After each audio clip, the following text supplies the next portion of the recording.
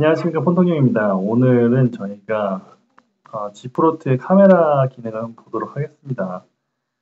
사실 제가 G 프로트를 이제 갖고 다니면서 이것저것 사용을 해봤는데요. 좀 쓰면 쓸수록 아쉬운 부분이 좀 있어서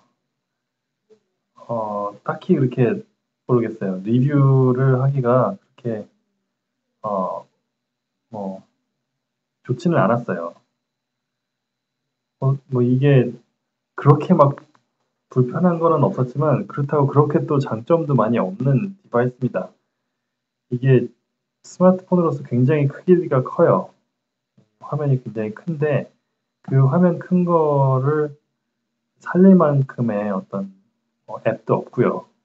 노트처럼 정말 필기를 한다든지 하는 그런 것도 없고요. 그렇다고 책을 보기에도 그렇게 큰 사이즈는 아니고 굉장히 어설픈 사이즈인데 또 들고 다니기에도 그렇게 또 작지도 않고 크지도 않은 어설픈 사이즈입니다. 사실 제가 손이 엄청 큽니다. 농구공 한 손으로 잡을 수 있을 정도로 엄청 큰 손을 가지고 있는데 제가 들고 쓰기에 조금 불편할 정도로 커요. 왜냐하면 이게 제가 이렇게 한 손으로 든 채로 저 끝에를 터치하기가 힘들고 이게 베질이 조금 얇다 보니까 이렇게 쓰다 보면은 이 안쪽을 건드리는 때가 좀 있더라고요. LG가 사실 많은 발전을 했습니다. 했음에도 불구하고 사실 디자인도 그렇고 굉장히 아직은 갈 길이 멀다라는 느낌이 좀 들어요. 카메라 기능을 좀 보도록 할게요. 제가 사실 카메라를 굉장히 기대를 많이 해서 그런 건지 모르겠지만 좀 실망이 컸습니다. 일단은 두 가지만 말씀드릴게요. 매직 포커스 하고요. 그리고 이제 프레시 기능인데요. 매직 포커스 같은 경우에는 여러분들이 광고에서 많이 보셔서 아시겠지만 이렇게 이제 촬영을 했을 경우에요.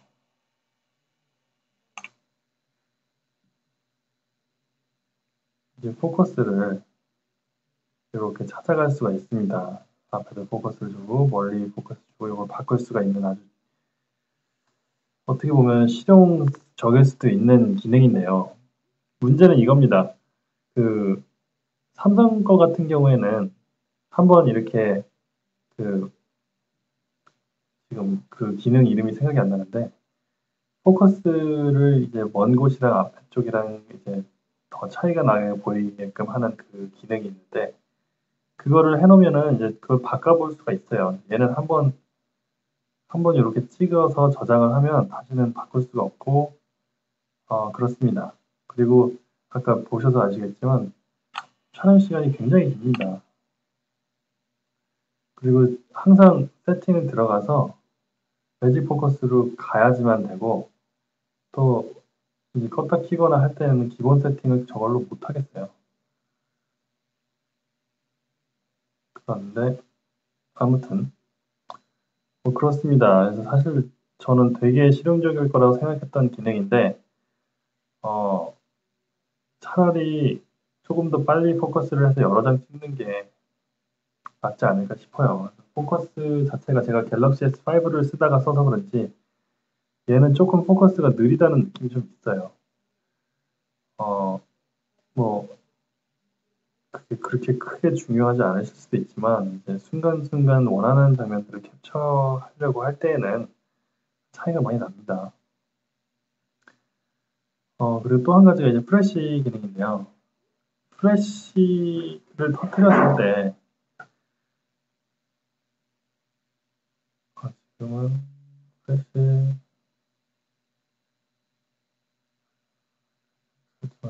지금은 모드가 매직 포커스로 되어 있어서 프레시가 안 터지는군요. 이렇게 하면 이제 프레시가 터지는데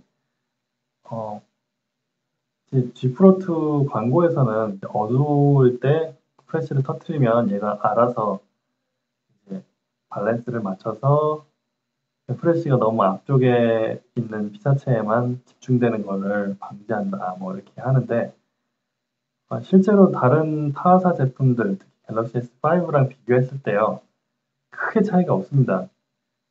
그 프레시 터트려가지고 앞에 것만 너무 밝게 나오는 그런 거는 사실 저는 광고를 봤을 때는 정말 그럴 수 있겠다. 정말 그런 게 중요하구나라고 생각했지만 실제로 다른 최신 핸드폰들의 카메라를 사용을 해보면 비슷합니다. 그렇게 크게 차이가 안 납니다.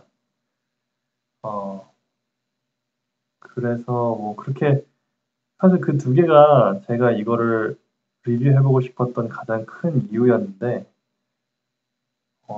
크게 메리트가 없어요. 그리고 또 한 가지 이제 또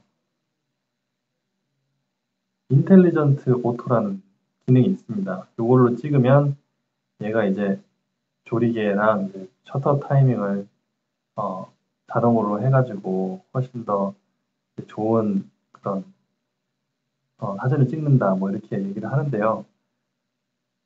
아직까지도 저는 이게 일반 모드와 크게 차이를 모르겠습니다. 일반 촬영이 왜 존재하는 걸까요? 만약에 이게 더 잘 찍힌다면 일반 촬영을 차라리 없애고 얘를 그냥 일반으로 놔두는 게 낫지 않았을까 싶어요.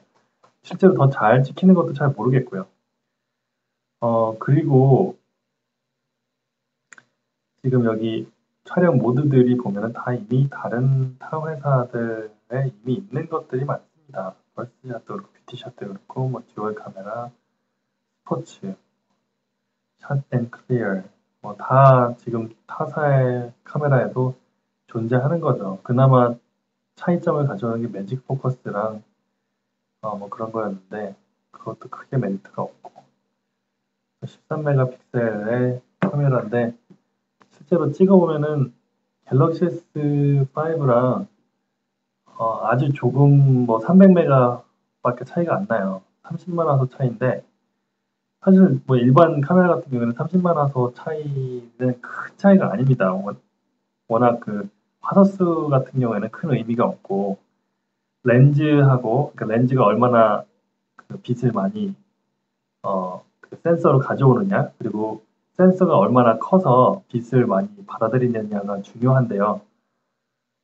G 프로2 같은 경우에는 지금 그거를 다 못해주고 있는 것 같아요. 실제로 13메가픽셀임에도 불구하고 어떤 벽면의 그런 텍스처 같은 거를 찍었을 때 조금 아쉬운 부분이 많이 있습니다. 포커스를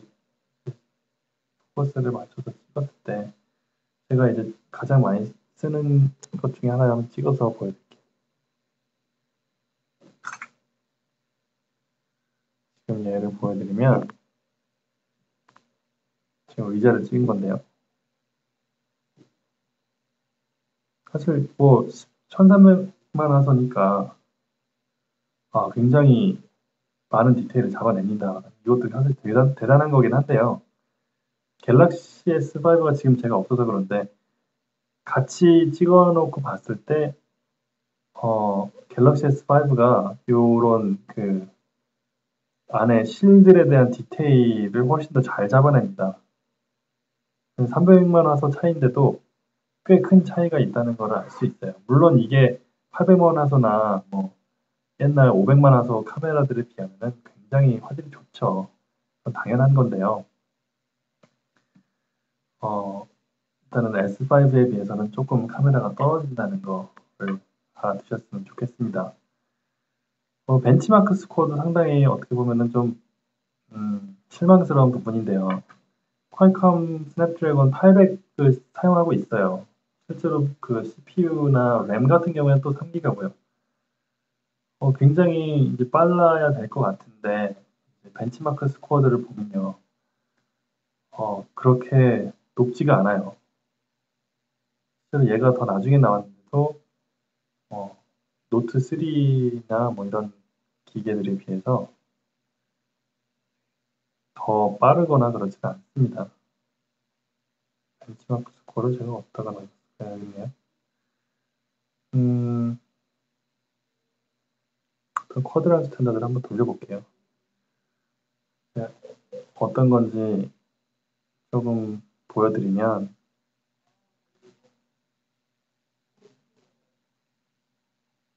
뭐 얘도 거의 최신 기기 중에 하나이기 때문에 빠르긴 굉장히 빠른 편입니다. 단지 이거랑 같은 아니면 비슷한 스펙의 다른 핸드폰들에 비해서 좀 떨어진다는 게 많이 아쉽습니다. 아무래도 소프트웨어를 옵티마이즈를 잘 안 시켜서 최적화가 안 되어 있는 상태라서 그런 것 같은데 LG가 그런 건 좀 더 신경 쓴다면 더 좋을 것 같아요. 벤치마크 스코어를 보면은 21,091점입니다. 이 갤럭시 S5 동영상 보셨던 분들 그 동영상이랑 비교해 보시면 차이가 얼마나 크게 나는지 알 수 있으실 거예요.